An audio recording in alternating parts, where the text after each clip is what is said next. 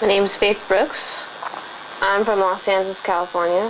I grew up in Gardena, specifically. So I'm a tattooist. I do tattoos. I'm 19. I started doing tattoos when I was 15, so that's 3 years ago. My mom actually got me my first tattoo kit. Around the time I started tattooing, my sister's boyfriend was a tattoo artist and he was living in our house. So it all kind of like, she got help with what she needed to buy for me, and then from then on I've just been like tattooing and buying new equipment and things like that. I did pretty much the whole leg sleeve that I had. I did like an Asian fan, and this one is an eye, and it says draw or die and don't ever forget your imagination. And I did like chameleon, because chameleons are my favorite animal, and a Frida Kahlo portrait. And I'm just trying to fill up my whole leg. This one. My first tattoo was when I was 14, so that was like five years ago. It's just my sister's name with a bird. My sister's boyfriend at the time did it for me at my house. As far as my art goes, just like the style, my biggest like mentor would be Lori Lipton. She does like pencil drawings, like really detailed, kind of like mine, like done, finished, huge pencil drawings with a certain style I really like, and they all portray kind of a message. But I really like Frida Kahlo too, but that's kind of like the life that she lived and things that she did. That's why she's one of my mentors. But as far as just like style and art would be Lori Lipton.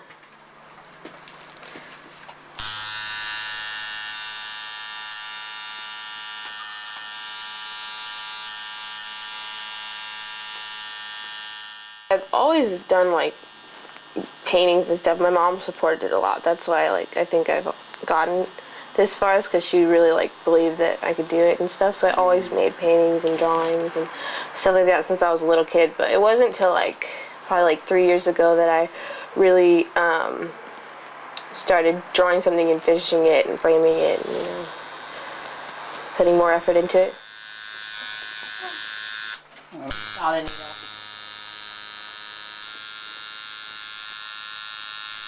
My high school was predominantly like Hispanic and black kids and things like that, and it was really, the percentage of white kids at my school I think was like 5% or something like that. Gardena High School.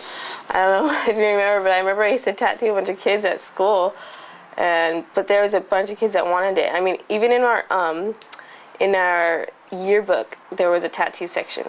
I remember being like, what the hell? Like, seriously? They're promoting it?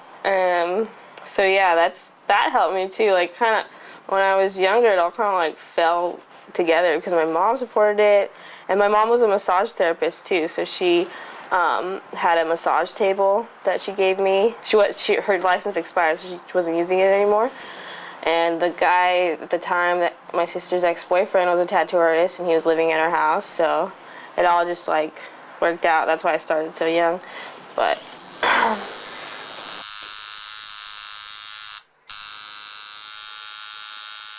I did both the first tattoos on my parents. My mom and dad, I never got them. My dad got a portrait of Frank Zappa, and my mom got like a few little, like, she got like a spider behind her ear and like different things, girly things.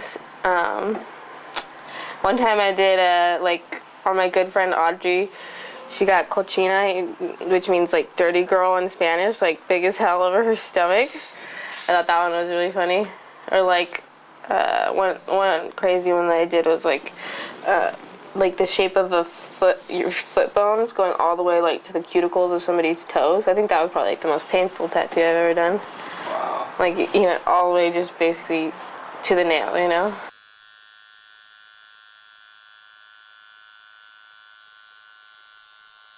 Right now, I'm definitely looking for a job. I've been going to different shops and trying to find work, because actually in the tattooing business, it's looked down upon to do tattoos at your house. Mm-hmm. It's just, it loses business for them, and it makes tattooing seem unprofessional, and they want to make it more, you know, professional. So there's even like a whole Facebook page, People Against In-Home Tattooing. I've worked in a shop before, and I'm just trying to go to the next one. It's not like like they call them scratchers, people that aren't really good at, they don't know what they're doing. They're just like tattooing at their house.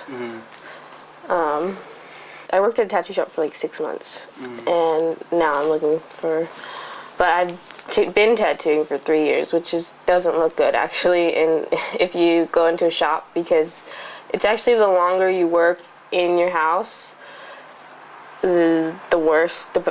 It's worse for your image, because there's usually a reason why you would work in your house. So I'm trying to push to working in a shop. But every shop that I go to, they take me seriously. They wouldn't consider me like a scratcher, but it's just trying to get into one. In San Francisco right now, actually, from what I realize, there's not very much business because there's so many people trying to do it. When you start tattooing, usually you would start as an apprentice. Like, you'd go into a shop and just show all your drawings and show how much you want to do it. And if the guy likes you, you can just basically work under him. You go into the shop every day, do an apprenticeship, and then eventually, after a year, some people do 2 years, then you start tattooing in a shop. But I never apprenticed, actually. I worked he let me get into the shop when I was 17, and I had already been tattooing for a year. So he just started letting me tattoo. But for the time I was there, I probably only did like 5 or 6 tattoos. But I learned a lot. There's so much that I could learn now. There's a million little things that could help. A lot of tattoo artists that have been doing it for like 10 years, 20 years. They know the machine in and out. Like, they can take it apart and put it back together, and they know every little like dynamic to it. I've learned a thing or two about the machine, like how to tune it and whatnot. But there's definitely a lot more that I could learn when I start working in a shop.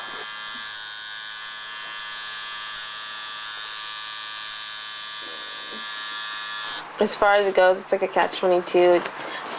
Tattooing's kind of hit or miss thing. Like, I've heard before that if you go 2 years where you tattoo and you don't really make it, then it's probably not going to happen.